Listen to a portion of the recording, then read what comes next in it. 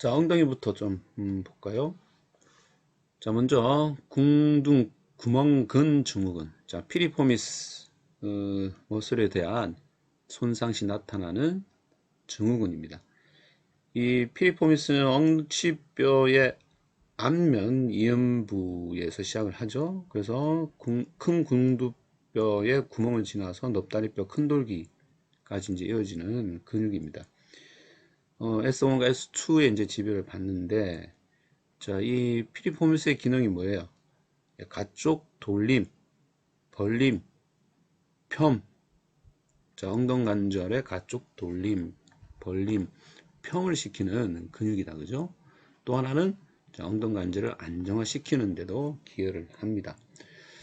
자, 그래서 가쪽 돌림 시키고 벌리고 펴하는 자세를 지속했을 때 당연히 이 친구는 지속적인 스트레스를 받게 되고, 따라서 이런 자세들이 계속적으로 유지가 되면 당연히 이러한 이 근육의 스트레스로 인한 이런 피리포미스 신드롬을 일으킬 수가 있습니다.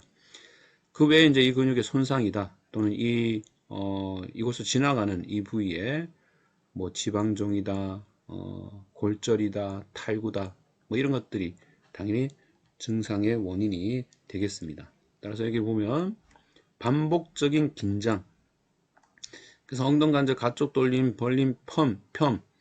자, 이거에 대한 이 작용도 스트레스를 주지만, 자, 이거에 대한 반대적인 움직임이죠. 이 근육을 계속적으로 긴장, 즉 스트레칭을 시키면 역시 이 근육에 대한 스트레스가 증가되고 손상을 일으킬 수 있는 원인 중에 한 개가 되겠습니다.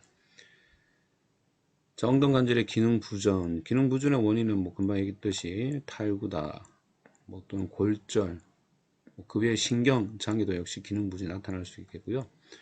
피리포미스의 단축 또는 비대로 인해서 압박,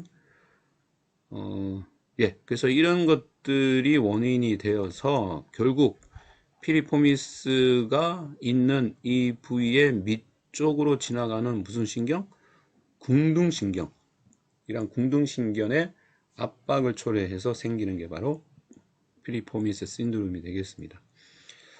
자, 여성에게 좀 많고요. 자, 이 증상을 좀 볼까요?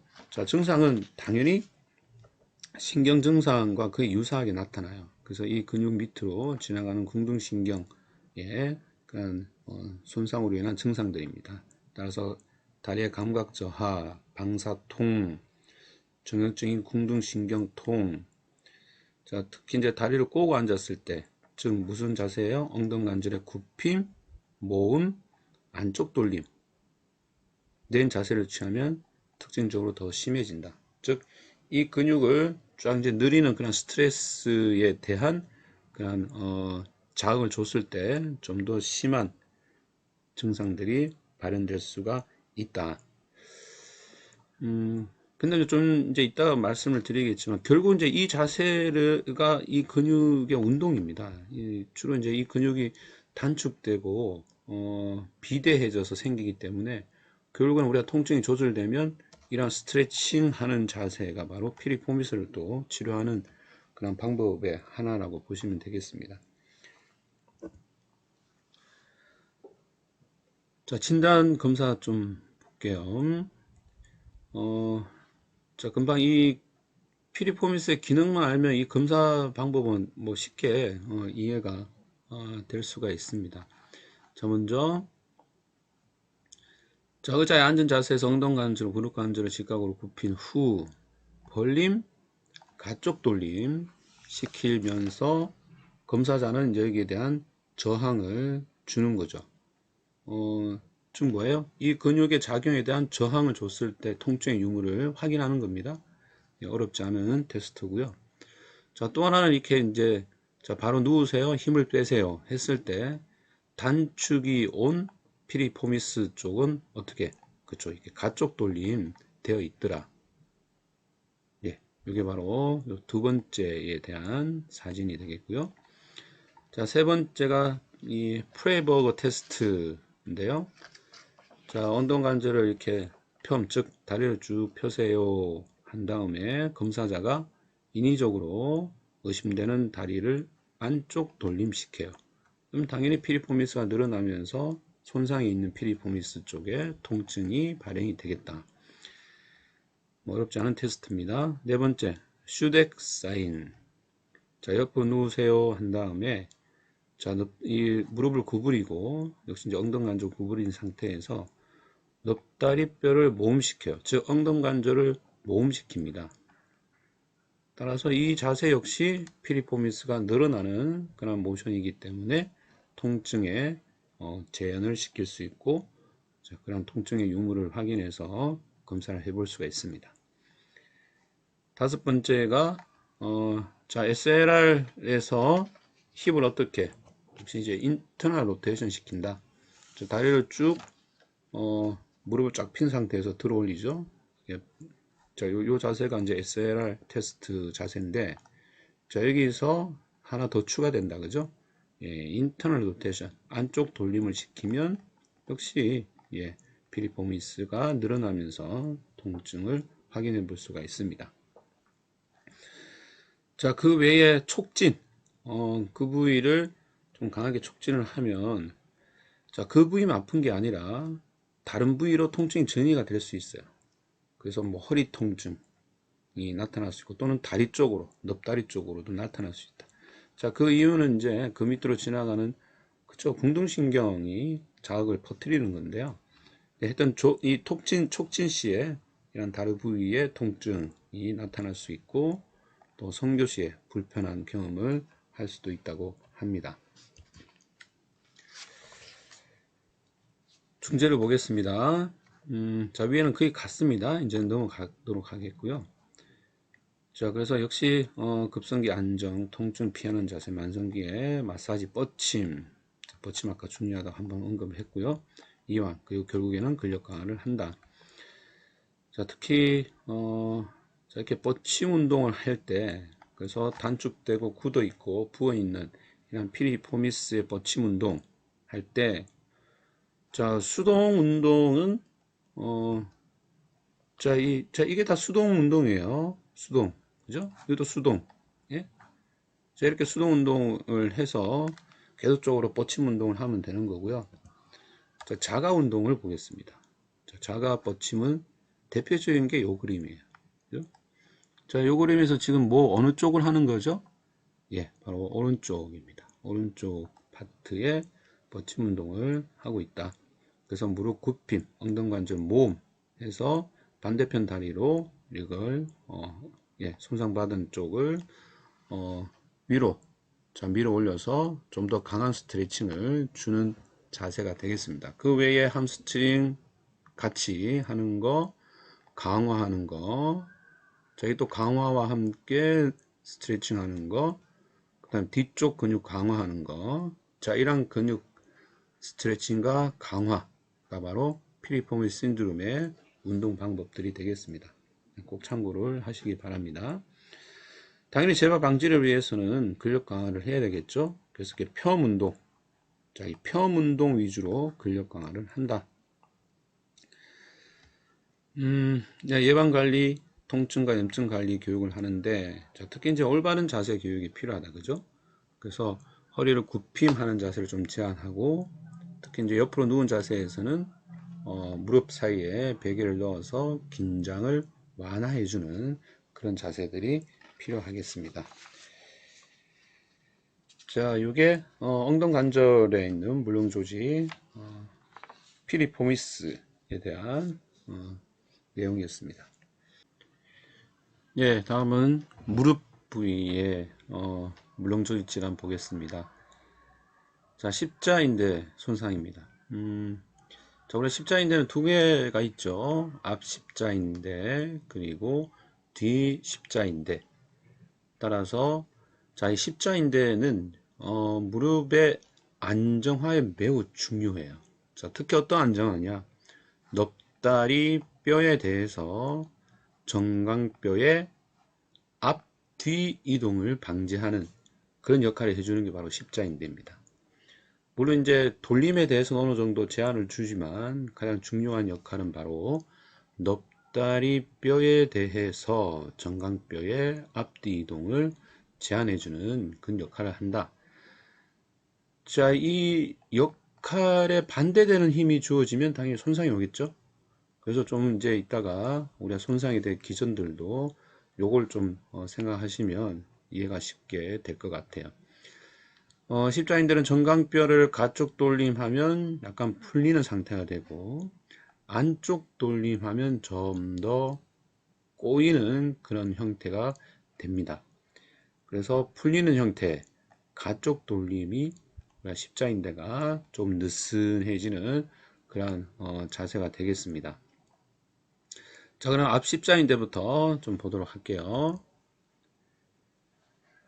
자, 앞 십자인대, 영어로 anterior cruciate ligament고요. 여기 뭐 그림은 조금 작아서 그렇지만, 자, 여기 앞 십자인대 모양이 되겠습니다.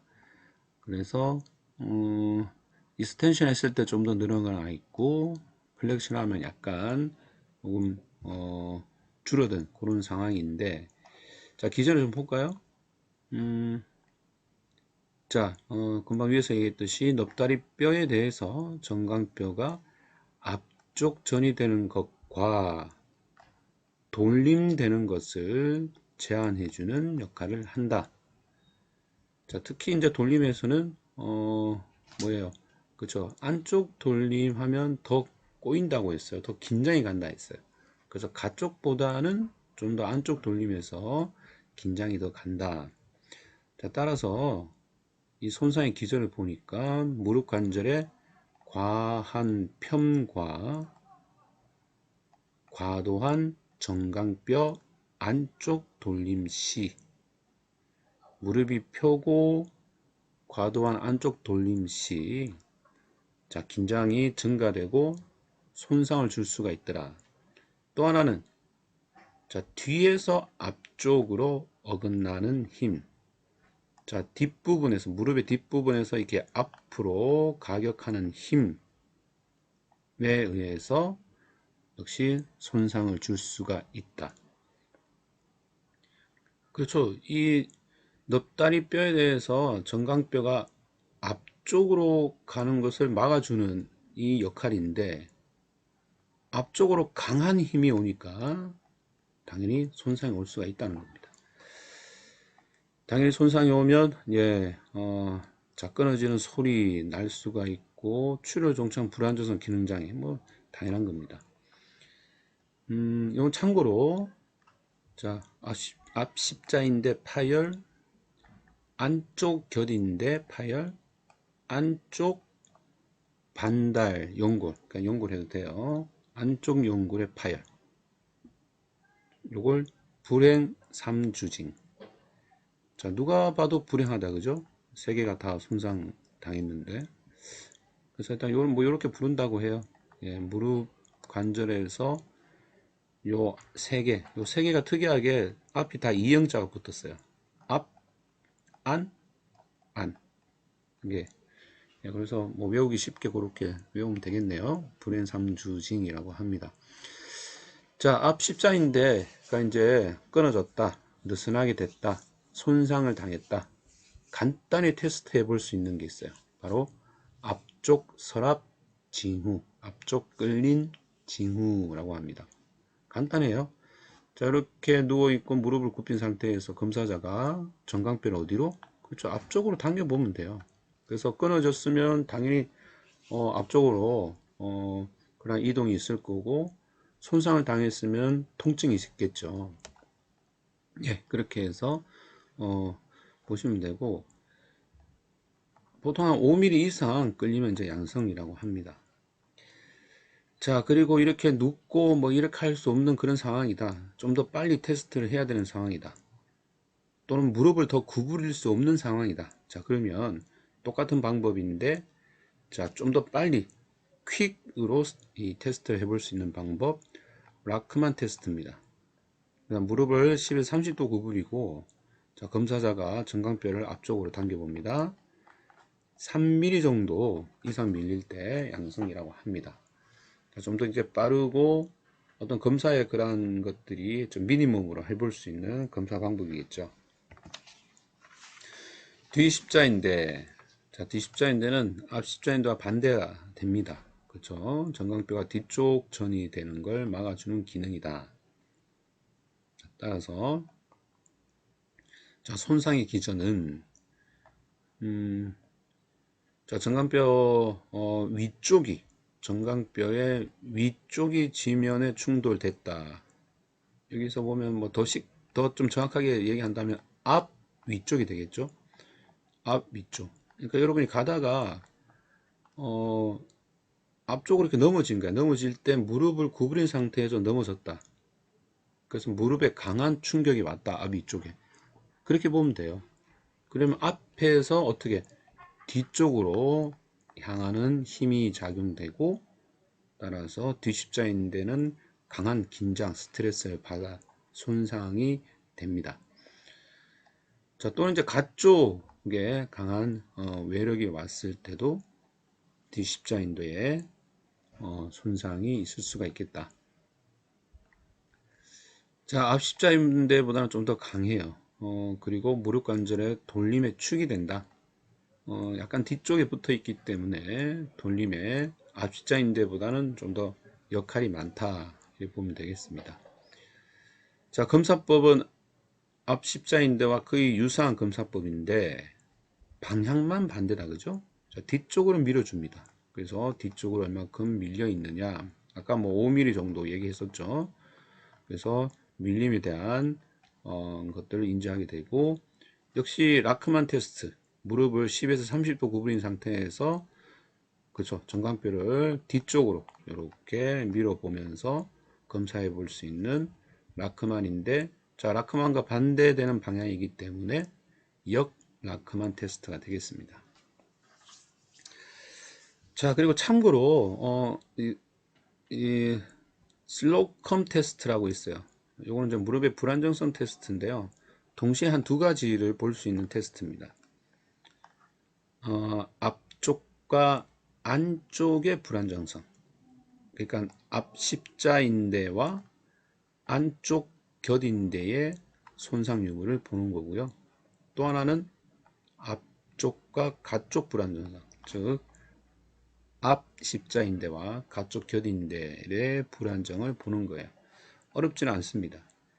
자, 이렇게 보면 그림을 보면 자, 먼저 자, 요 그림이 자, 발을 어떻게 해요? 자, 요 상태에서 먼저 30도 이렇게 안쪽으로 발을 안쪽 돌림시켰어요. 자, 이 발을 안쪽 돌림시키면 정강뼈가 안쪽으로 돌아가고 따라서 노출되는 부위는 약간 바깥쪽이 노출되겠죠. 그래서 이 상태에서 검사자는 뒤쪽에서 앞쪽으로 이렇게 정강뼈를 밀어봐요. 그러면은 그 미는 힘에 스트레스를 받는 쪽이 어디예요?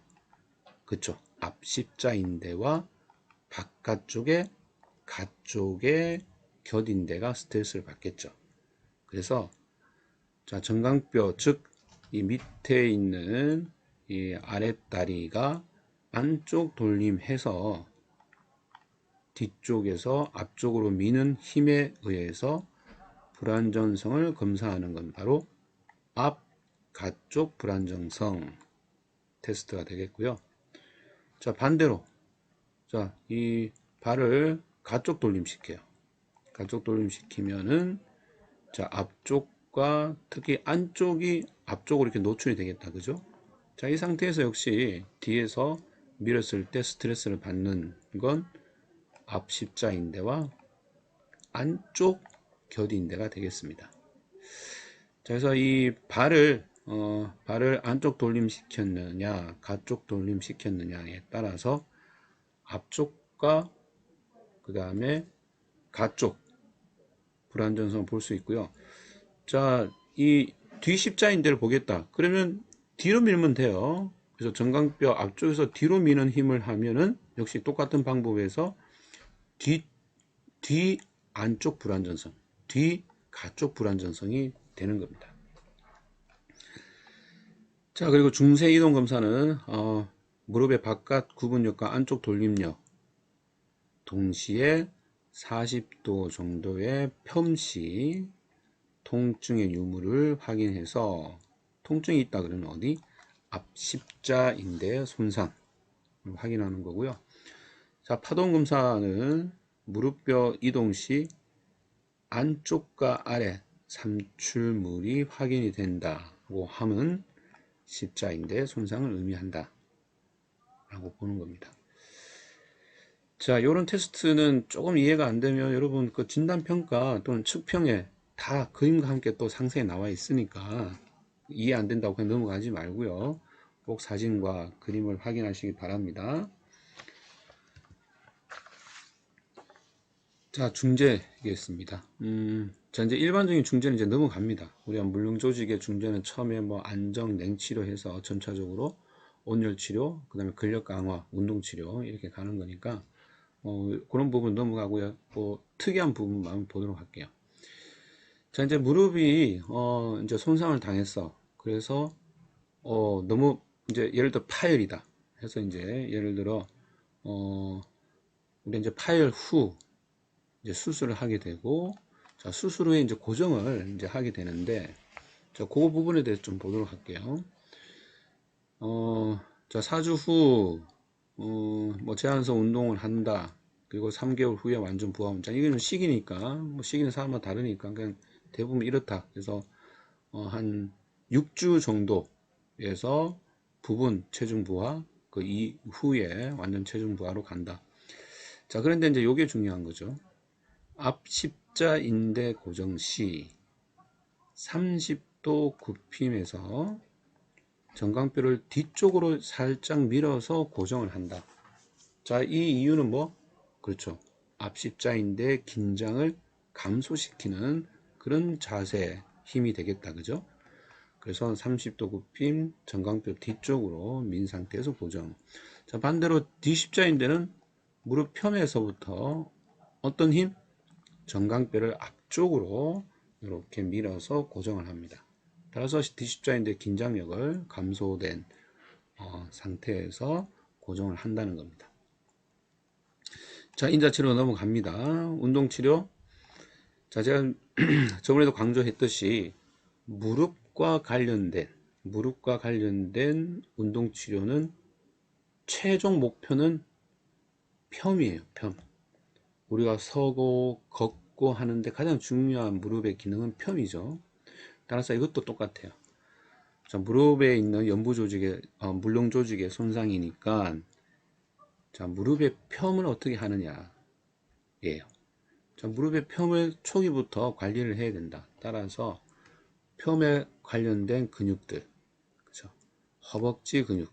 자, 엄격히 얘기하면 쿼드리셉스 예, 위축을 예방하는 등척성 운동 등을 함으로써 자, 향후에 무릎 펴을 좀 더 강화할 수 있는 그런 운동 등을 급성기 때부터 하게 됩니다. 자, 특히 이제 완전한 펴, 무릎의 완전한 펴의 중요한 근육이 바로 안쪽 넓은 근이다.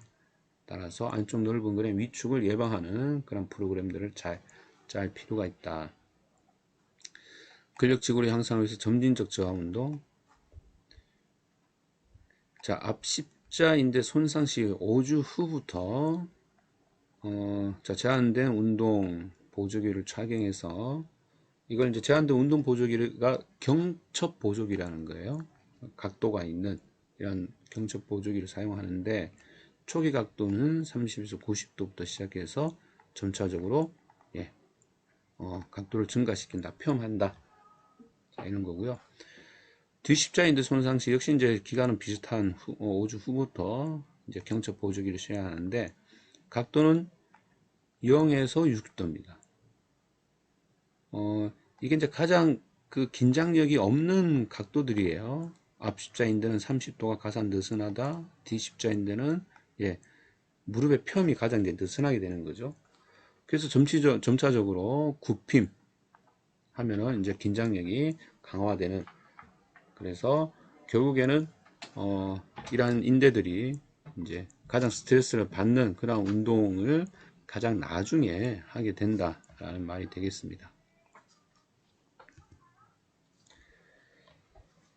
자, 곁인대를 보겠습니다.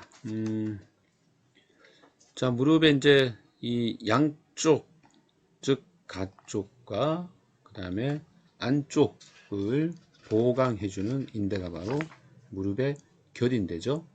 그래서 안쪽 곁인대, 이걸 MCL, 메디알 코라테랄 리가멘트, 다른 말로 티비아 코라테랄 리가멘트 라고도 합니다. 같은 말이에요. 예, 뭐 요건 넘어가고요. 자, 이 검사는 아주 쉽습니다. 이게 안쪽에 붙어 있죠. 따라서 바깥쪽에서 안쪽으로 미는 힘, 즉 발구스 스트레스를 통해서 안쪽 곁인대 검사해 볼 수 있고요. 자, 가쪽 곁인대, 가쪽 곁인대를 라테랄 코라테랄 리가멘트인데 역시 아주 쉬운 방법으로 테스트를 할 수 있어요. 자, 가쪽에 붙어 있으니까 안쪽에서 가쪽으로 미는 힘, 즉 바루스 스트레스 테스트를 통해서 검사해 볼 수가 있다. 예, 자, 손상이 되면 당연히 이제 출혈, 삼출액, 즉 특히 이제 종차 무릎이 상당히 많이 붓게 되고, 자, 지속이 되면 근육의 위크니스나 위축이 오고, 당연히 관절의 불안정성이 발생이 되어서 서기 이러한 움직임에 상당히 제한이 오게 된다. 이런 걸 통틀어서 이제 기능 소실이다 라고 합니다. 자, 중재의 큰 원칙을 보면 우리가 지지난 시간에 이제 물렁 조직 손상 시에 특히 리가멘트 손상 시 1도, 2도, 3도 나누어서 구분을 했었죠. 자, 이것도 역시 이제 1도 시에 부종 감소에 냉치료한다 탄력 붕대 또는 경적 보조 기동을 통해서 한 2주간 고정을 합니다.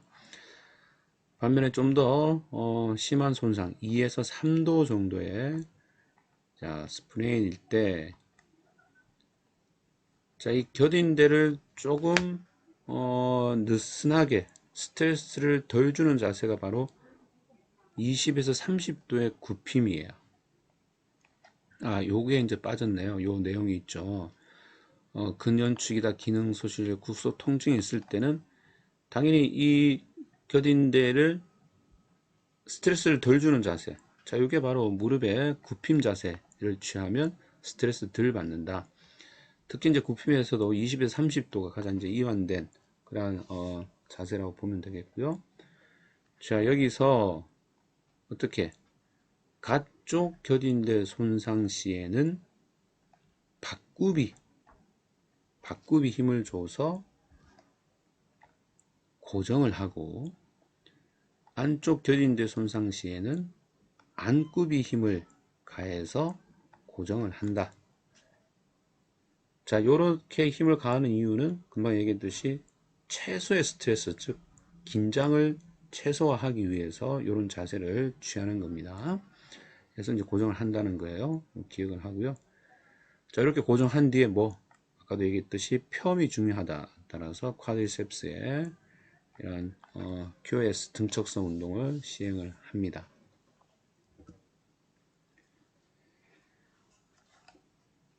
자, 인자치료 급성기 넘어갈게요. 라이스 방법이다. 급성기 이후 전기치료, 열치료 이렇게 있고, 자, 여러분 책을 보면 87쪽에 나와 있습니다. 곁인대 손상 시에 자, 1도, 2도, 3도 시 특징들이 이렇게 나와 있어요. 예, 뭐 어렵지 않은 건데 요건 이제 참고로 한번 보시는 걸로 하고, 예, 여기는 설명하지 않고 넘어가겠습니다. 운동치료, 자, 초기에 등척성 금방 얘기했듯이 또 아주 너튼 이렇게 힘이 안 들어가는 그런 마사지를 통해서 삼출력의 감소와 유착을 방지하는 데 도움을 줄 수가 있습니다.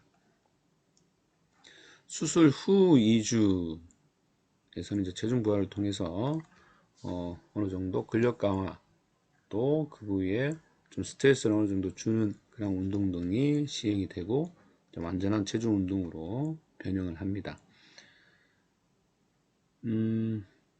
관절의 제한성 운동 보조기를 착용한 상태에서는 즉 경첩 보조기를 사용한 착용한 상태에서는 30에서 90도 운동 범위 내에서 등속성 운동을 하게 되고요. 당연히 이제 등척성에서 이 등속성 운동은 근력 강화에 아주 중요한 부분 중 한 개죠. 그래서 근속성을 통해서 근제 교육을 시작을 할 수 있고, 이게 이제 지나가서 어떻게 저하 운동을 통해서 근력을 이제 키울 수가 있겠습니다. 자, 등속성 운동, 우리가 근제 교육을 하는데 도움이 되는 운동이다. 자, 요 그림은, 자, 이 안쪽 겨딘대 손상 시, 또 가쪽 겨딘대 손상 시, 이렇게 보조기를 착용한 그림이고요.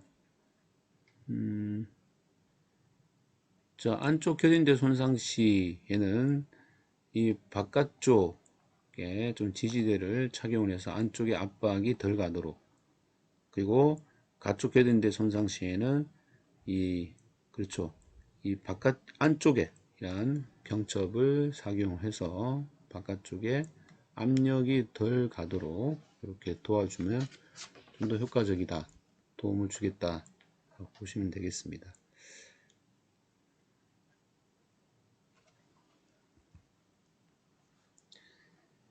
자, 다음은 반달 손상 또는 반달 연골 손상.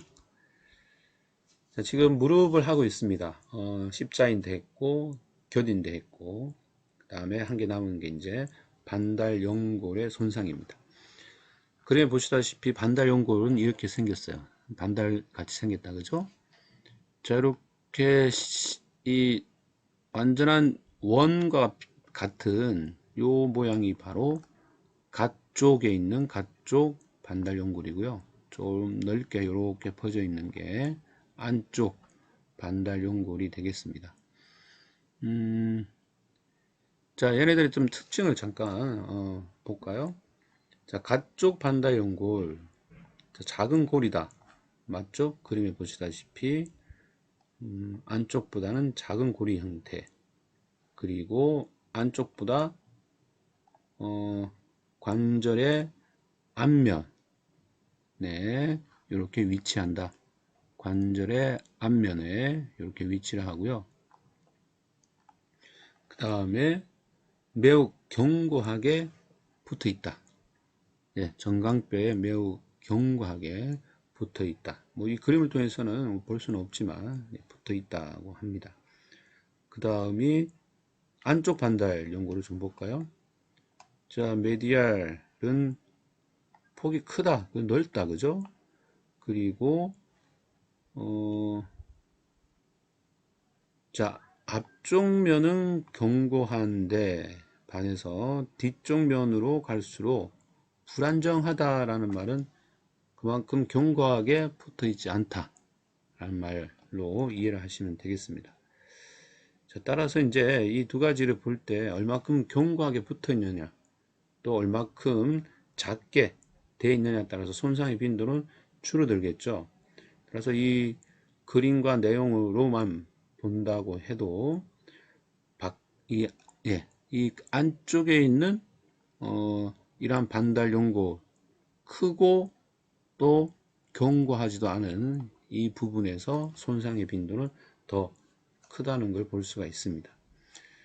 자, 따라서 반달 연골의 손상을 봤을 때, 자, 이건 반달 연골에 대한 기능인데요.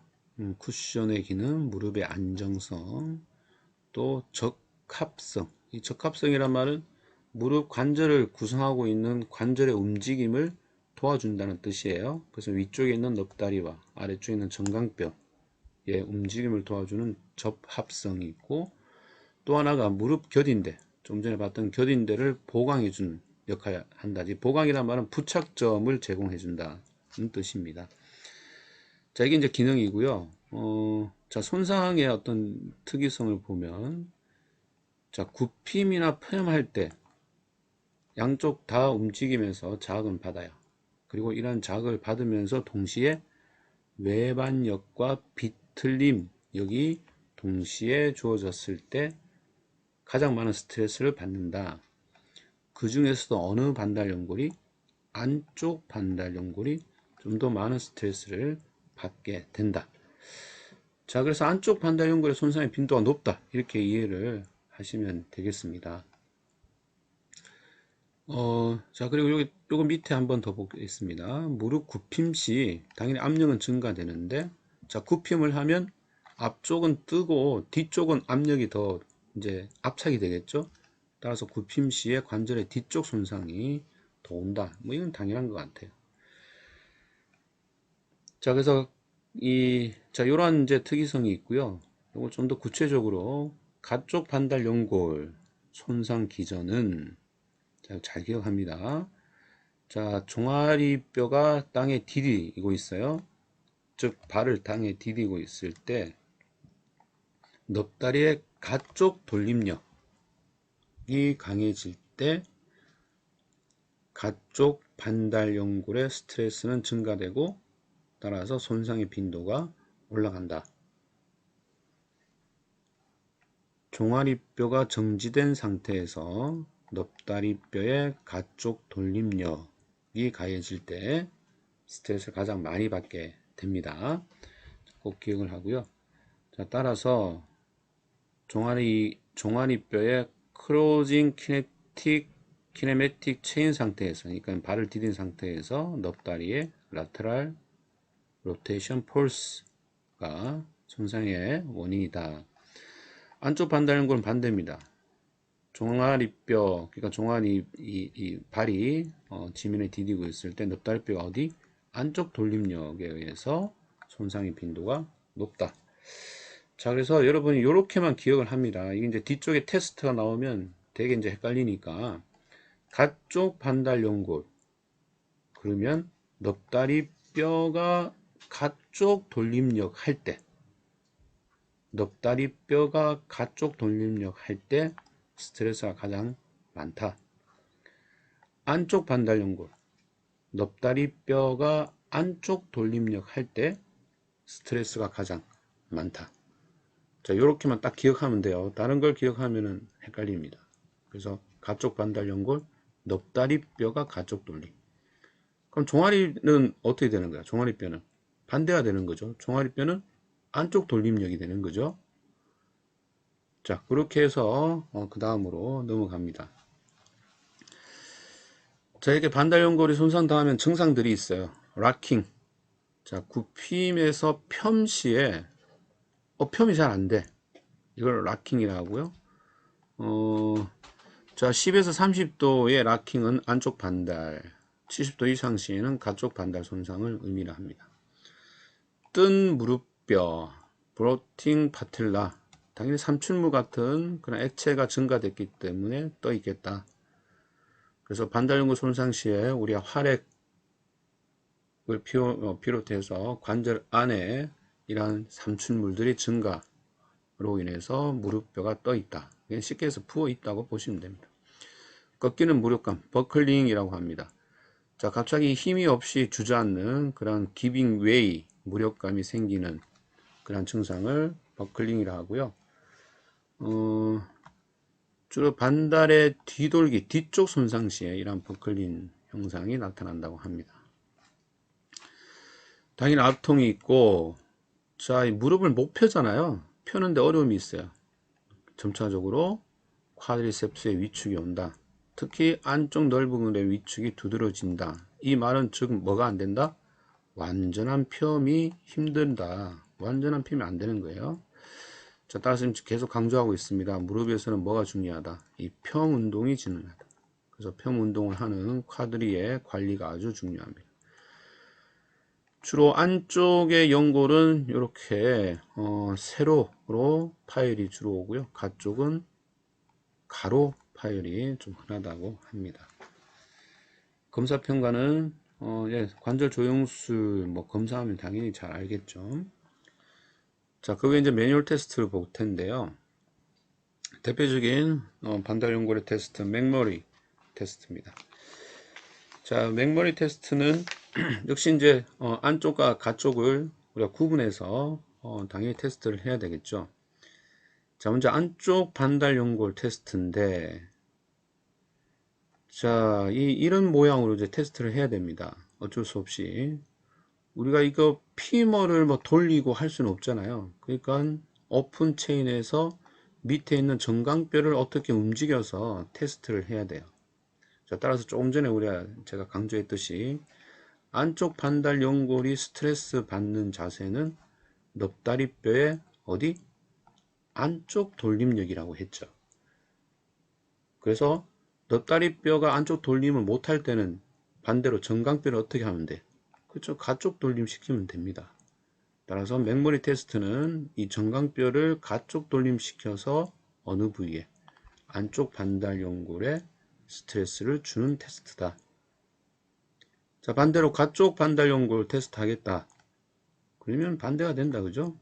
정강뼈의 안쪽 돌림력을 위해서 가쪽 반달 연골에 스트레스를 주는 테스트가 바로 맥머리 테스트가 됩니다. 자, 그래서 이게 뭐 어렵잖아. 이런 걸 외우는 게. 따라서 아까 얘기했듯이 안쪽 반달 연골 스트레스 주는 건 뭐다? 넙다리뼈의 안쪽 돌림력이다. 자, 그렇게 하나만 기억하면 이런 것들이 좀 자연스럽게 풀릴 수 있을 것 같아요. 아플레 테스트입니다. 아플레 테스트는 간별 테스트예요. 즉, 반달 연골의 손상이냐 또는 옆에 붙어 있는 물렁 조직의 손상이냐, 특히 이제 이 겨딘대 이런 것들의 손상이냐를 보는 겁니다.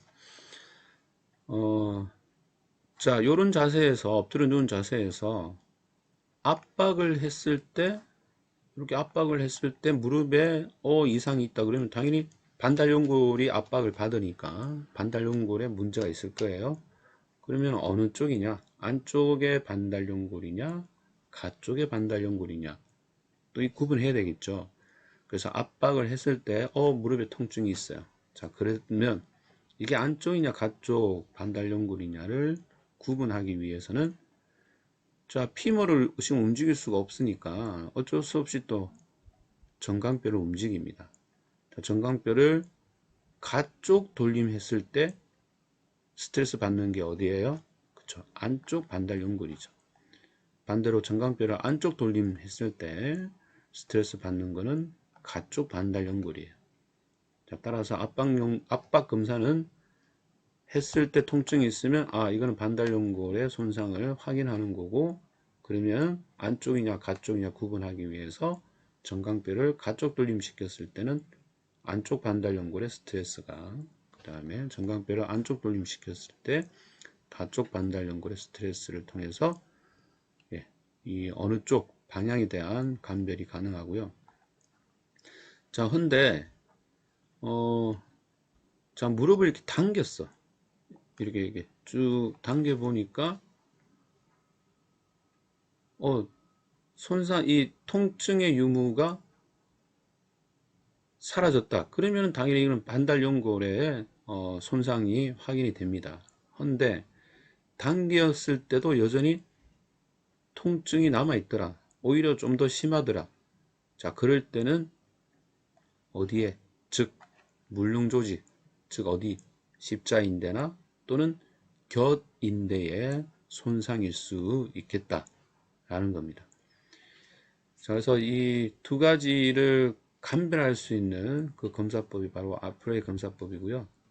자, 압박했을 때는 반달 연골, 그 다음에 당겼을 때 어떤 손상, 통증의 어떤 발현이 되면 이거는 반달 연골이 아니라 어디?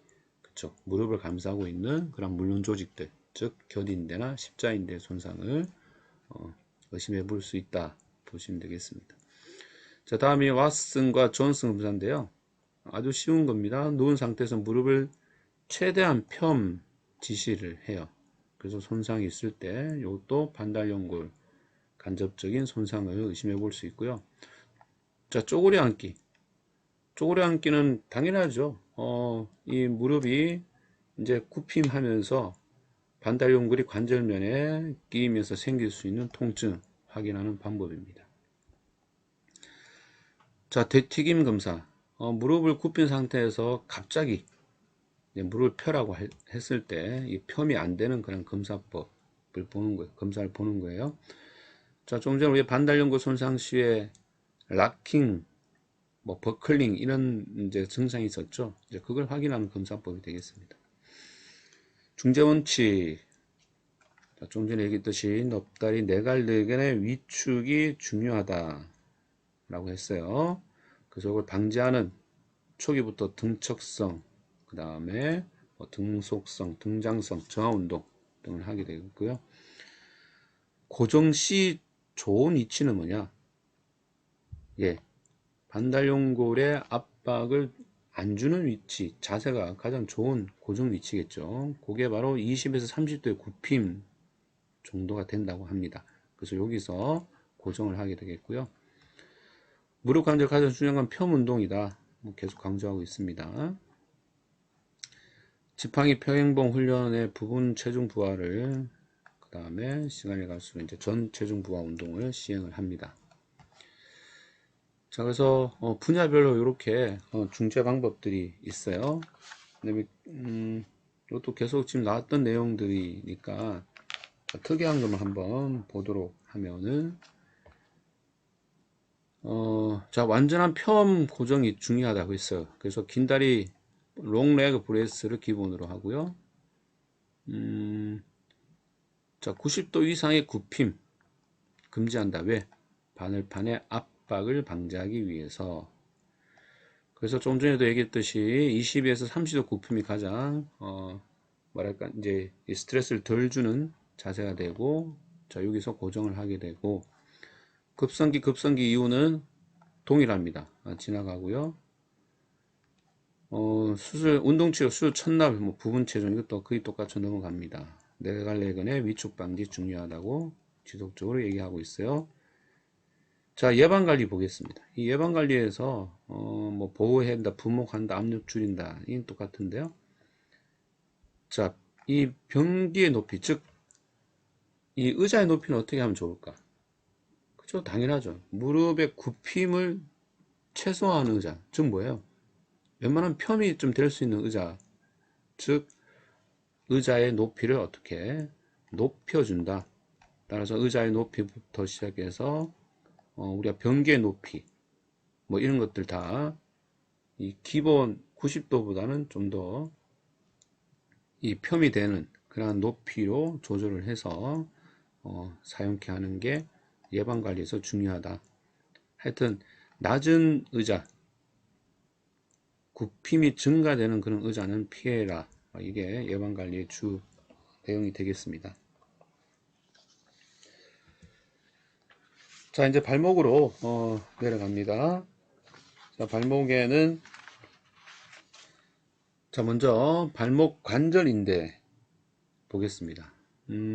자, 발목 관절은 자, 대부분이 가쪽 인대 손상이 대부분이에요. 자, 이렇게 바닥 굽힘, 그 다음에 안쪽 번짐력에 의해서 발목의 가쪽 인대들의 손상이 대부분 많다. 이 가쪽 인대를 구성하고 있는 인대들이 있어요. 보면 자, 그림에 보세요. 요 앞에 이렇게 돼 있는 게 앞 목말 종아리 인대, 그리고 자, 뒤쪽에 이렇게 돼 있는 게 뒤 목말 종아리 인대, 그 다음에 이렇게 돼 있는 게 발꿈치 종아리 인대예요. 자, 이게 가쪽을 구성하고 있는 인대들입니다. 그래서 가쪽 인대 손상이 가장 빈번한데, 그럼 그 중에서 이 세 가지 중에서 또 어느 게 더 빈번할까? 바로 앞 목말 종아리 인대가 가장 손상을 많이 받습니다. 자, 그 이유는 이 세 가지 인대 중에 가장 약해요. 자, 그게 특징입니다. 자, 그게 이제 가쪽 인대의 특징이고요. 안쪽 인대는 세모 인대의 손상이에요. 세모 인대의 손상이 두드러집니다. 자, 따라서 검사법, 자, 앞쪽으로 끌림이 있느냐, 또는 앞쪽으로 이렇게 방향을 줬을 때 통증이 있느냐, 또는 뒤쪽으로 끌림이 있느냐, 뒤쪽으로 줬을 때 통증이 있느냐. 이런데 통증이 나타나겠죠. 예, 그래서 끌림 검사가 있고요. 자, 그 다음에 크레이거 검사가 있습니다. 이 크레이거 검사는 발을 가쪽 돌림 시 안쪽의 통증의 유무를 보는 거예요. 자, 이 검사법이에요. 자, 정강뼈를 잡고 발을 안쪽 돌림시켜요. 안쪽 돌림시키면 어디에? 그렇죠. 이, 미안합니다. 요 발을 가쪽 돌림시켜요. 자, 그림이 이렇게 가쪽 돌림시키는 그림이죠. 가쪽 돌림시켰을 때 어디가 이렇게 안쪽 부위에 통증이 있는지 이걸 확인하는 검사가 바로 크레이그 검사법이 되겠습니다. 이 두거 검사법은 뭐 어렵지 않습니다. 아주 그 퀵으로 잘 이렇게 할 수 있는 검사법이니까 임상에서도 잘 활용될 수 있는 검사법 중에 한 개예요. 확인하면 되겠습니다. 자, 그 다음이 여러분 책에 있는 그 분류표가 있는데요. 분류표는 좀 참고하시면 될 것 같아요. 94쪽에 발목 관절 인대 손상에 대한 분류법 한 3가지가 있는데, 자, 그거 참고하시고, 자, 앞에 있는 요 내용 좀 보겠습니다. 자, 일단 발목 관절에 손상이 있으면 당연히 뭐 아프죠. 통증, 붓기, 피할 출혈 이런 것들이 나타나는데, 자, 특히 위에서 봤듯이 안쪽 번짐, 안쪽 돌림 시에는 당연히 가쪽 인대 통증을 확인해 볼 수가 있다. 뭐 당연한 겁니다. 어렵지 않은 거고요. 이거 3가지 형태로 나눌 수 있다. 자, 1형 앞 목말 종아리 인대만 손상이 있을 때 1형이다. 앞 목말 여기 있는 거. 그래서 자, 인대가 이렇게 부분적으로 신장되었고 앞밥붕대 등을 통해서 고정을 한다. 2형 앞 목말과 발꿈치 종아리인대 손상이다. 따라서 속고붕대 등을 통해서 좀 더 긴 고정을 합니다. 앞목말, 발꿈치 종아리, 뒤 목말에 손상이 있을 때, 자, 가쪽 인대가 모두 손상을 받은 거예요. 따라서 고정 기간이 길다. 그리고 고정을 할 때는 이 3가지 인대들이 스트레스를 덜 받는 그런 자세가 중요하다. 그래서 발등 굽힘과 바깥 굽음 자세로 고정을 합니다. 이게 스트레스를 완화하는 자세가 되겠죠. 자, 중재, 자, 의학적 뭐 재건술 됐고요. 자, 물리적 인자 치료는 지금 해봤던 거 똑같은 거고요. 운동 치료도 역시 등척성 유착을 방지할 수 있는 마사지, 그 이후로 근력 강화. 특히 이제 이 발목은 우리가 서는데 아주 중요한 관절이죠. 따라서 서기와 관련된 목발 지팡이 훈련을 하는데, 자, 이거와 함께 할 수 있는 게 발목 관절의 고유 수용성 운동입니다. 이 고유 수용성 운동은 어려운 게 아니에요. 내가 잘 서 있다는 걸 인지하는 그런 운동법입니다. 내가 앞으로 좀 기울어진다, 내가 뒤로 기울어진다, 이런 것들을 인지할 수 있도록 계속 이 피드백을 주는 운동이에요. 그래서 발목에 대한 고유 수용성 운동은 다른 게 아닙니다. 자, 앞으로 좀 기울여 보세요, 뒤로 기울여 보세요. 자, 이런 걸 통해서 근력 강화와 함께 고유 수용성 인지력을 높여주는 운동이 되겠습니다. 예방관리, 열린 사슬 또는 닫힌 사슬에서의 신장. 여기서 또 고유 수용성 또 나오네요. 이런 고유 수용성 운동을 통해서 자, 서기를 강화시킬 수가 있겠습니다. 자, 아킬레스 힘줄 손상 이어서 보도록 하겠습니다. 자, 아킬레스 이 텐더는 인체에서 가장 튼튼한 그런 텐던이 되겠죠.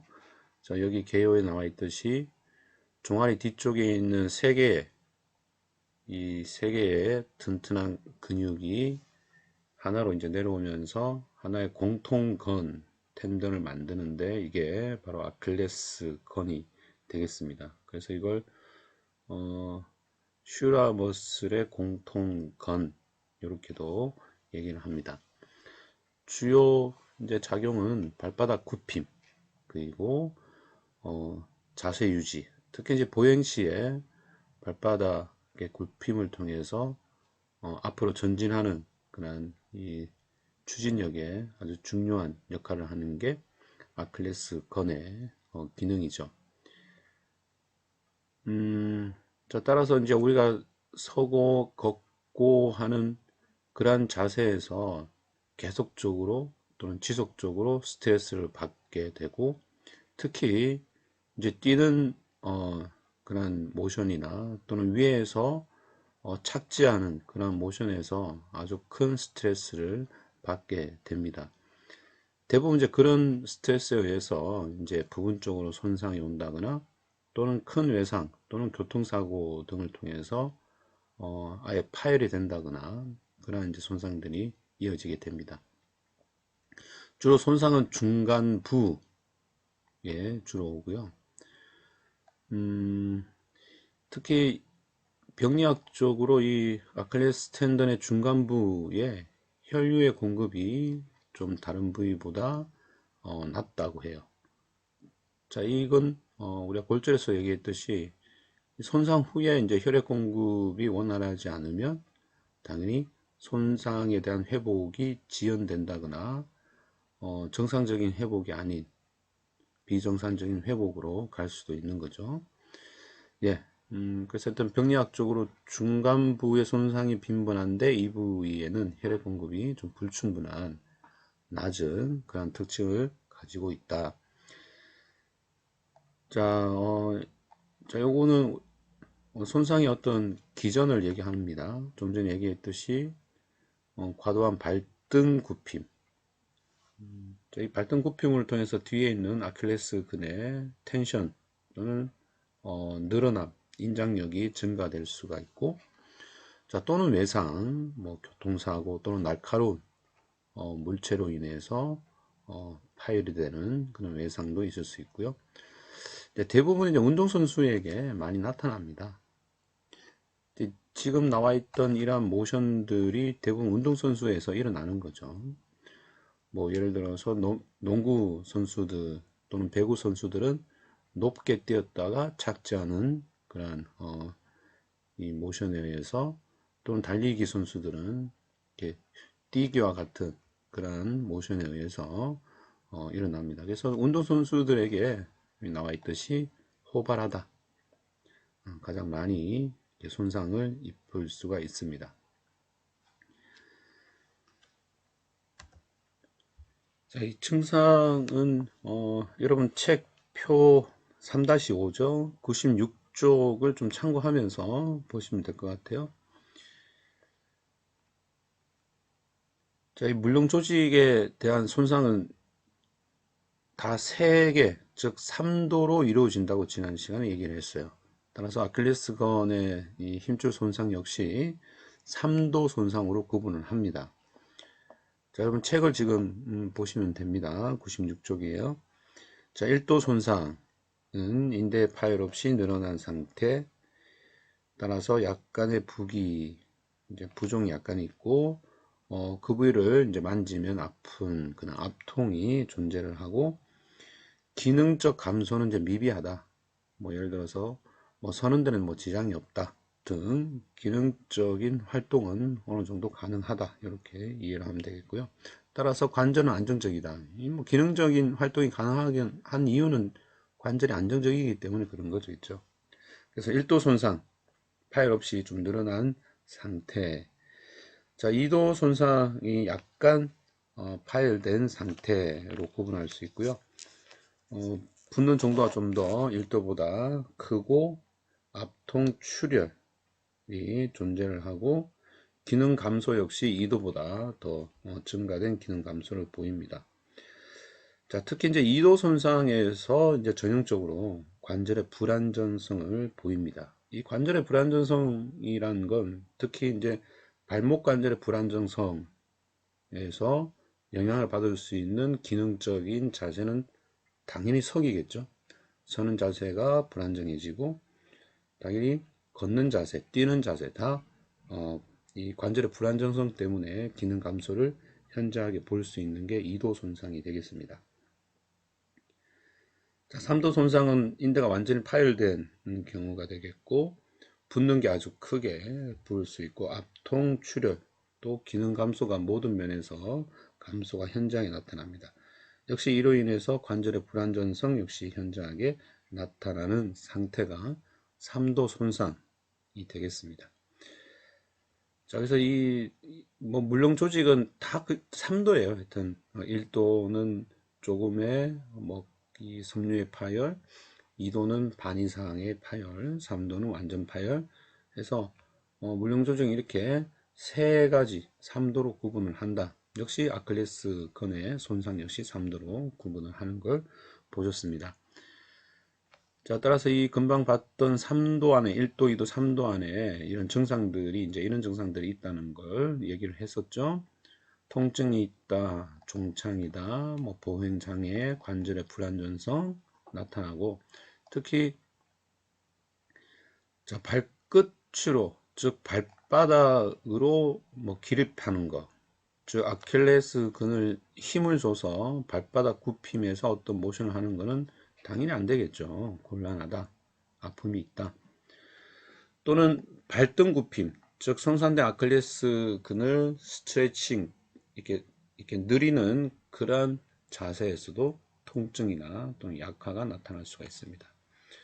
대단히 굵고 큰 단단한 텐던입니다. 따라서 손상 시에 이렇게 파열음도 들릴 수가 있습니다.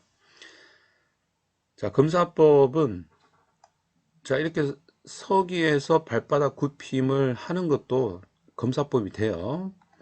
자, 이것도 검사법이 되고 서는 자세에서 발바닥 굽힘, 즉 발끝으로 서보세요. 뭐 이렇게 해도 그것도 검사법이 될 수도 있습니다. 자, 그 외에 이제 책에 나와 있는 검사법 중에 톰슨 스퀴징 테스트, 이걸 다른 말로 시몬스 테스트라고 합니다.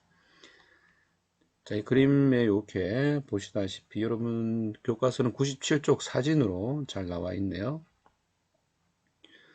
자, 검사자가 손상이 의심되는 부위를 자, 이렇게 요 근복 부위를 세게 이제 쥐어 짜듯이 이렇게 누릅니다.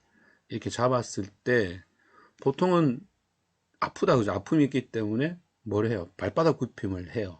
여러분 종아리 누워있는 사람 종아리 이렇게 쥐어 짜듯이 세게 잡으면 아픔과 동시에 발바닥 굽힘, 발바닥 또는 발가락을 이렇게 굽힘하는 모션이 자동적으로 나오게 되는데 만약에 이 텐던이 이렇게 파열이 됐다 그러면 당연히 이 근육의 수축 자극을 줘도 발바닥 굽힘이 일어나지가 않겠죠. 자, 이걸 보는 게 이제 톰슨 스퀴징 테스트가 되겠습니다. 자, 이 테스트는 특히 아킬레스 힘줄의 파열을 보는 테스트가 되겠습니다. 중재를 좀 볼까요? 자, 완전 파열 시 당연히 의학적 처치가 필요하고요. 부분 파열, 자, 이제 고정을 잘 해야 되겠어요. 그래서 아까 봤던 2도 손상 또는 1도 손상 이렇게 부분 파열 시에는 당연히 고정을 잘 하고 고정할 때의 자세는 아킬레스 텐든이 늘어나지 않도록 즉 텐션을 받지 않는 최대로 이완된 자세에서 고정을 하게 됩니다. 무릎 관절 45도 특히 발바닥 굽힘 위치에서 고정을 한다. 자, 이 말은 아킬레스 텐든의 긴장력을 감소시킨 자세에서 고정을 한다가 되겠습니다. 치료입니다. 자, 지금 치료 계속 동일한 치료가 나와요. 물론 조직에서는 급성기에는 냉치료 그리고 여기에 나와 있는 프라이스 P가 추가가 돼서 프라이스 이 계속 동일한 게 나오죠. 따라서 급성기의 냉치료 통증과 부종 감소를 위해서 냉치료 그리고 부종 감소를 위해서 역시 또 압박 붕대 그리고 이제 프라이스를 적용을 한다. 만성기 때는 온열 치료. 자, 온열 치료의 목적은 지난 시간에 얘기했습니다. 순환 정진을 통해서 뭘 방지한다? 유착 그리고 기능 감소를 방지한다. 그리고 전기 치료를 통해서 염증, 통증 감소. 요 순환 정지 나왔네요, 그죠? 순환 정직은 유착을 방지하기 위해서 중요한 기준 중에 하나가 되겠습니다. 자, 그 다음에 운동치료 볼게요. 이것도 뭐 지난 시간에 했던 것들이 계속 반복되는데요. 고정 기간 동안엔 등청성을 해서 근력을 유지하고 RM을 유지하는 게 중요하고 특히 자, 위축을 방지한다. 우리가 물렁 조직에서의 그런 위축을 방지하기 위한 급성기 때, 고정 기간 동안의 등척성 운동. 자, 고정 후입니다. 고정 후 바로 누운 자세에서 비체중 자가 운동. 체중이 실려 있지 않은 자세가 당연히 비체중이고, 이 자세에서 이 자세 가장 좋은 자세는 바로 누운 자세가 되겠죠.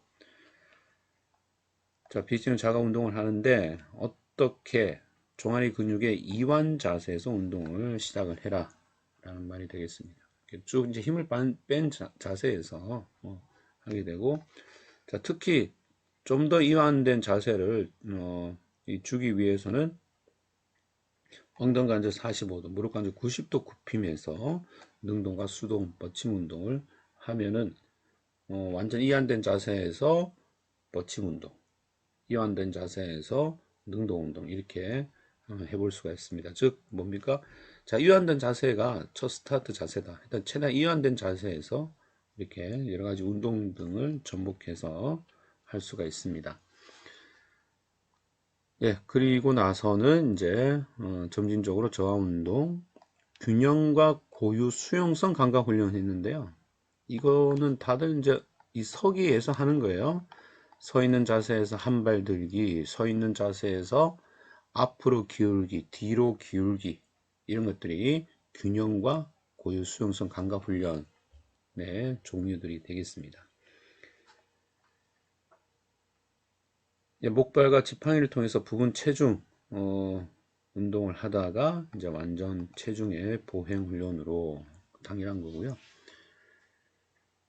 자, 뻗치 운동 등을 할 때 재파열을 주의해라. 아킬레스 힘줄이 이제 어느 정도 회복이 되고 이제 붙었어요.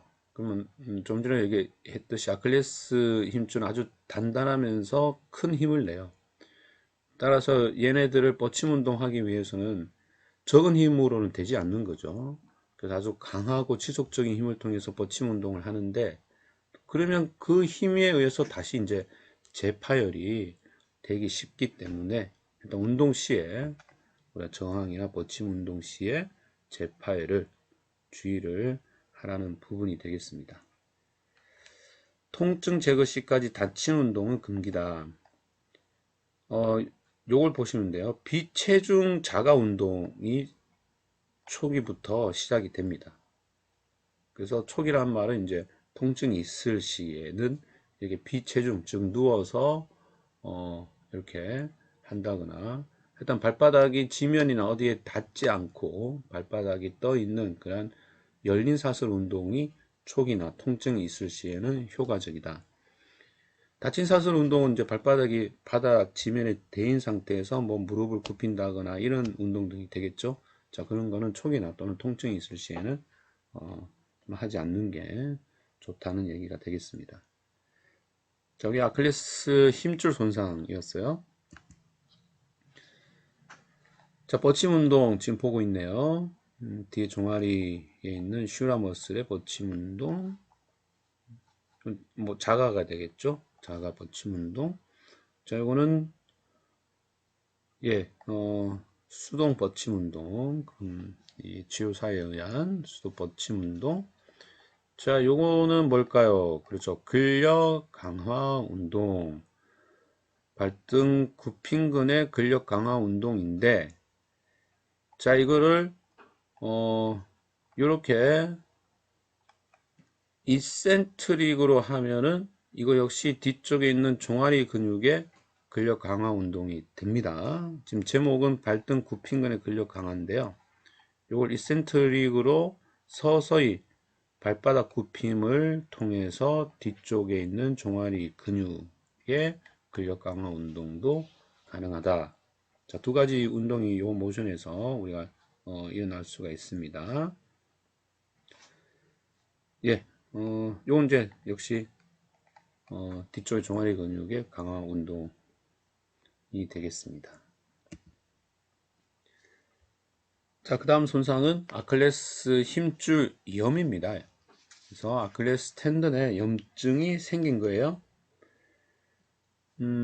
자, 이 염증의 원인은 지속적이고 반복적인 스트레스, 즉 과사용 증후군이 원인이 될 수가 있다.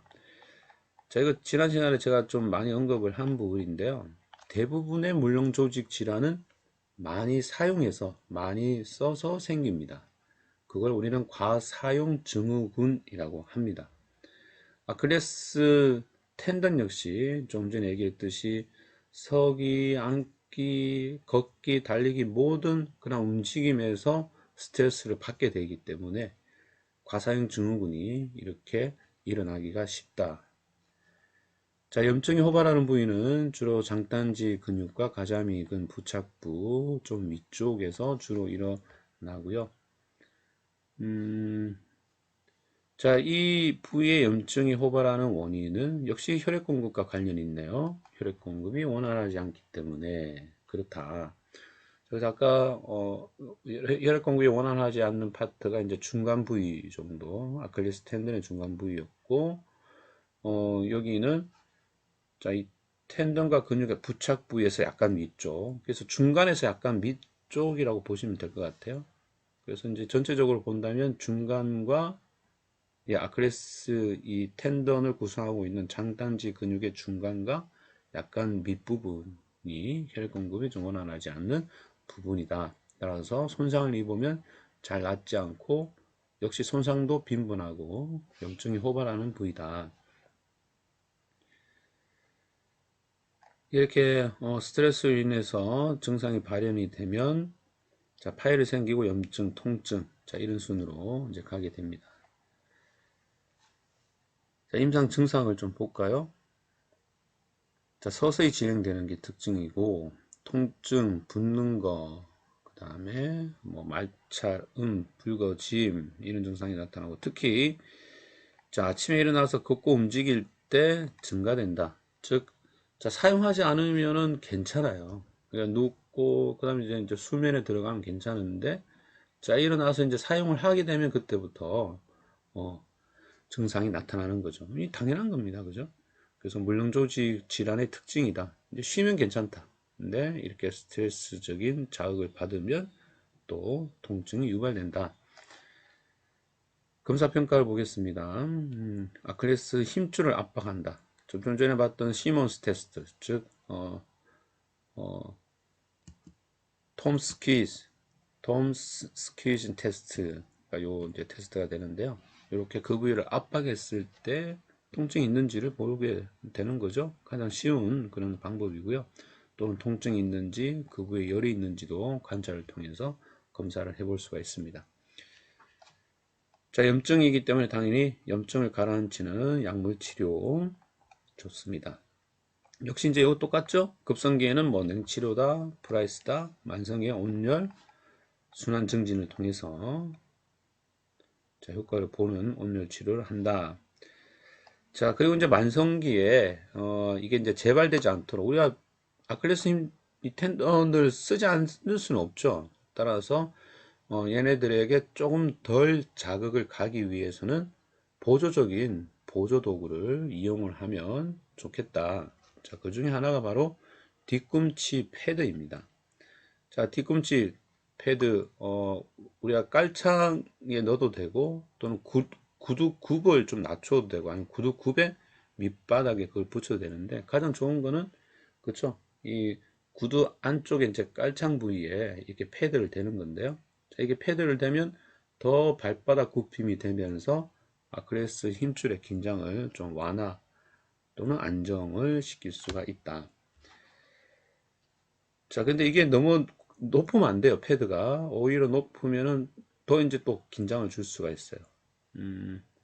뭐 쉽게 생각해서 이제 여성들이 이렇게 힐이 높은 그런 구두를 신었을 때는 물론 종아리 앞쪽도 이제 당김이 오지만 뒤쪽의 종아리 근육도 상당한 그런 자극이 갈 수가 있습니다. 그래서 패드의 높이는 낮게 하지만 쿠션이 있는 걸로 해서 아킬레스 힘줄의 긴장을 낮추는 자세가 도움이 되겠다. 자, 운동치료 초기에 비체중 뻗침할 때는 당연히 주의하고 등척성 마사지를 해라. 좀 전에 봤던 내용입니다. 우리 파열에서 초기 이후에 이제 능동이나 또는 수동 뻗침 운동. 그래서 능동은 자 이런 식으로 예, 능동 또는 수동은 이렇게 치료사회에서 수동을 하게 되고 자 그 이유는 목적은 가장 중요한 게 바로 유착이다 그랬어요. 유착을 방지한다. 그리고 자 이런 것들 회복한다. 또 기능 훈련을 위해서다. 자 예방관리 역시 여기서 패드를 대라는 게 예방계에 또 나옵니다. 약간 높은 신발 약간 높은 신발 그래서 아킬레스 텐던의 자극 즉 스트레스를 좀 낮추는 그런 예방관리가 필요하겠다가 되겠습니다. 자 사진을 좀 볼까요? 그래서 아킬레스 텐던의 염증 초기의 냉치료 자 여기 체충격파가 나와 있습니다. 자 이거는 이제 유착이 좀 발생이 될 것 같다 또는 유착이 있다 했을 때 체충격파를 통해서 조직에 유착된 부위를 이렇게 깨트리는 그러한 전기 자극 치료법이 되겠고요. 자 요거는 이제 뻗침 운동이죠. 발목에 자가 뻗침 운동 역시 이것도 뻗침이에요. 그죠?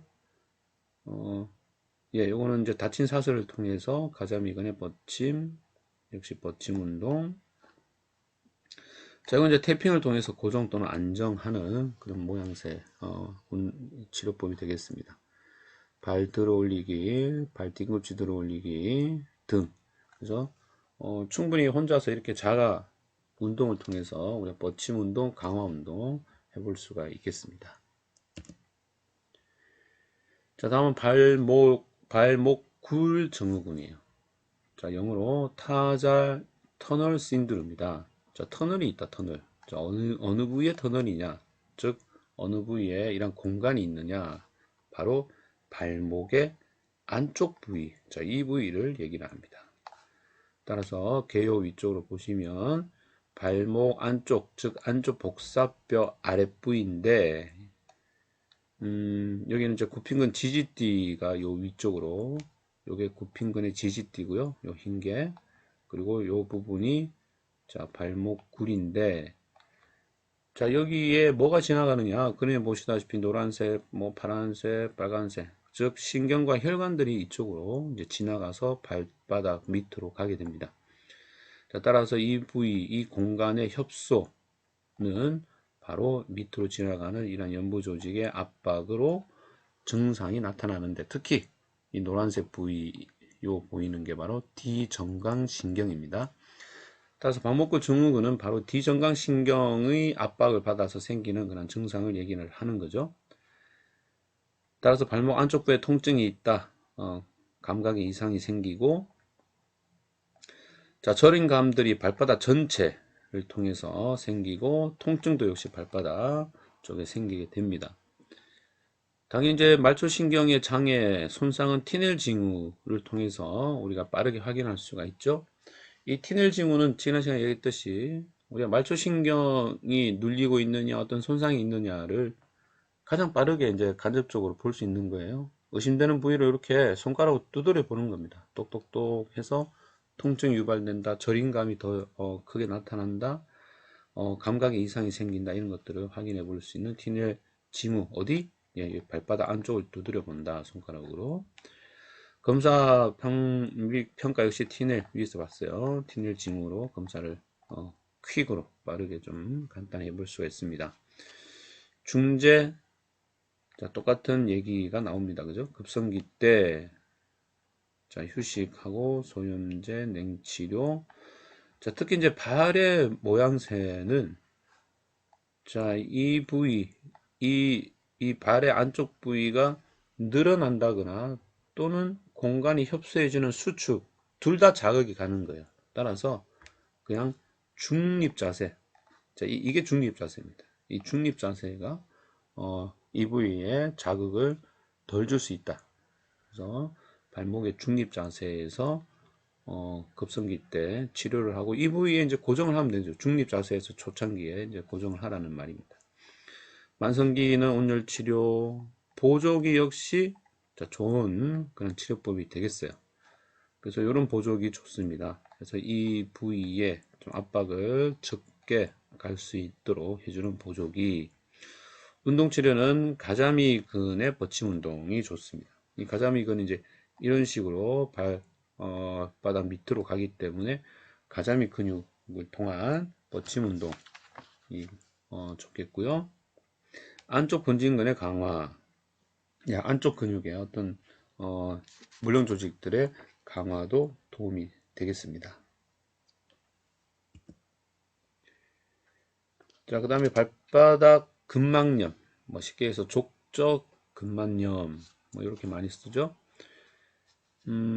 예, 발바닥의 이제 기능은 흡수한다, 충격을 흡수한다, 발바닥 쪽의 굽힘, 이런 것들이 발바닥의 기능인데, 따라서 자, 이 서고 있을 때, 걸을 때, 달리기 할 때 역시 발바닥의 부위는 지속적으로, 반복적으로 자극을 받게 됩니다.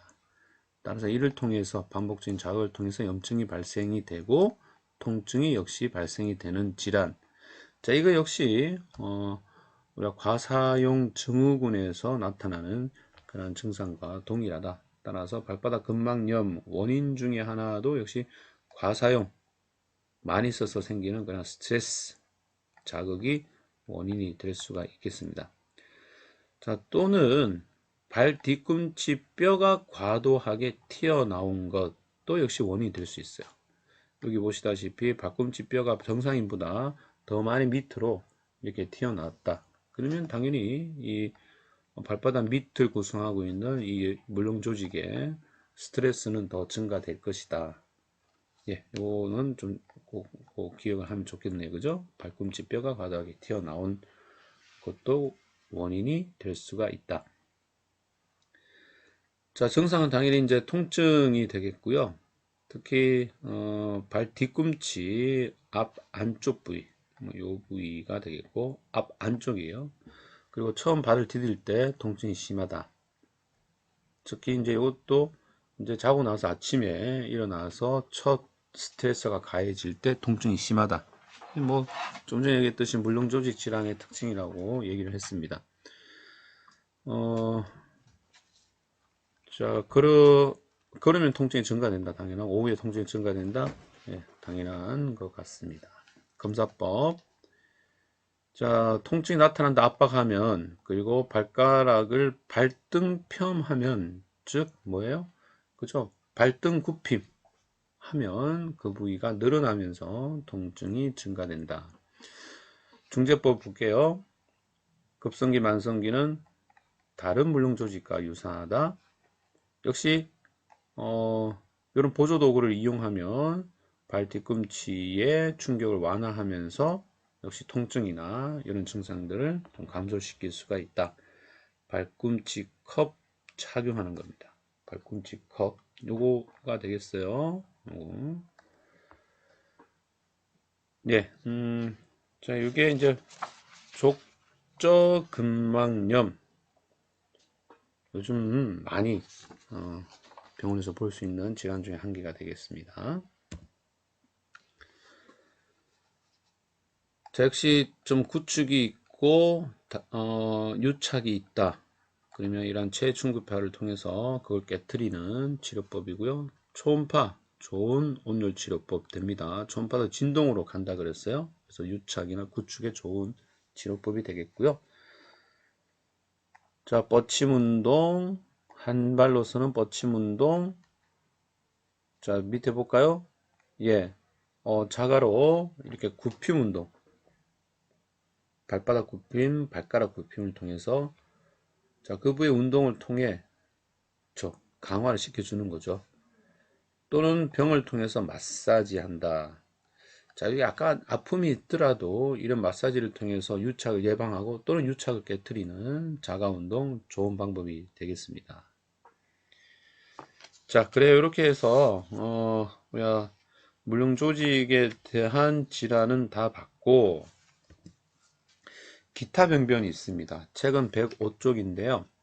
이 기타 병변은 관절 질환에서 이미 이제 공부를 한 거예요.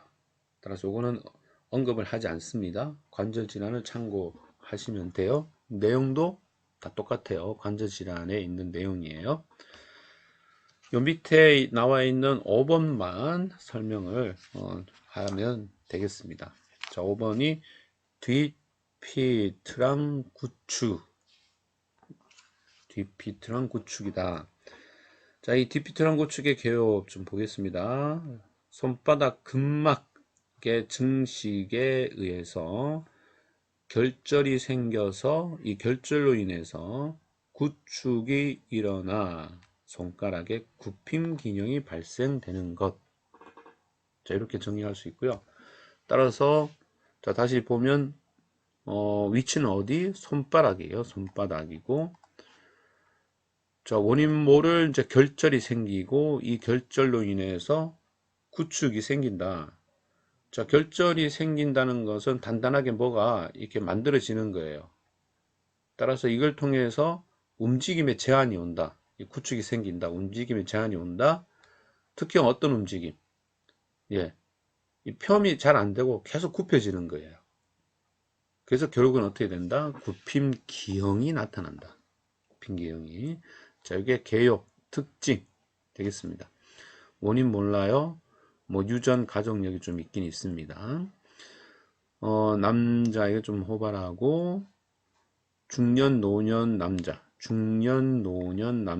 자, 이거의 특징을 보면 뭐야? 이건 특징은 그렇죠. 많이 쓴다. 손가락을 많이 쓰고 사용하고 무거운 것, 자극을 많이 준다. 이거 역시 뭐예요? 예. 사용을 많이 해서 생기는 게 원인입니다. 자, 인종으로는 좀 백인이 좀 더 많다고 하네요. 따라서 금방 얘기했듯이 많이 사용하는 직업에 호발한다. 즉, 과다사용 증후군 또는 과사용 증후군의 하나로 나타나는 그런 질환이다라고 이해를 하십시오. 자, 손가락 부위인데 특히 어느 손가락? 네 번째, 다섯 번째 손가락에 호발하고 양측성입니다. 예, 자, 비대한다. 결절이 발생된다. 금방 했던 거고요. 그래서 결국 굽힘 구축이 일어난다. 자, 이제 치료를 보겠습니다. 외과적 치료, 이 결절을 제거하는 게 가장 좋은 치료법이고요. 자, 그거 말고는 우리가 보존적 치료로서는 아까 뭐가 안 된다고 했어요? 펴이 안 된다고 했죠. 그래서 뭐 마사지나 뭐 초음파나 최충격파나 이런 걸 통해서 결절을 어느 정도 잡아주고 뭘 곧 시행해야 돼요? 펴을 빨리 시행해 줘야 된다. 그래서 굽힘 기형이 굽힘 구축이 오지 않도록 펴에 대한 그러한 모양을 만들어 주는 게 좋다, 중요하다. 자, 이 펴의 모양 만들어 주기 위해서 보조기 사용 괜찮습니다. 또 마사지 좋습니다. 자, 그래서 마사지 초음파 전기 온열 이온도입법 쭉 금방 다 했던 거고요. 도수치료, 예, 트랙션, 글라이딩 운동. 자, 이온도입법에서 이러한 그 유착된 조직을 좀 유하게, 연하게 만드는 그런 약물이 요오드 칼륨, 연화 나트륨이 활용될 수가 있겠습니다. 그래요. 자, 여기까지가 물렁 조직이었습니다. 뭐 거의 오랜 이렇게 좀 시간 동안 봤고 뭐 내용이 많기 때문에 좀 그런 부분도 있으니까 자, 여러분들 꼭 정리를 잘 하시고요.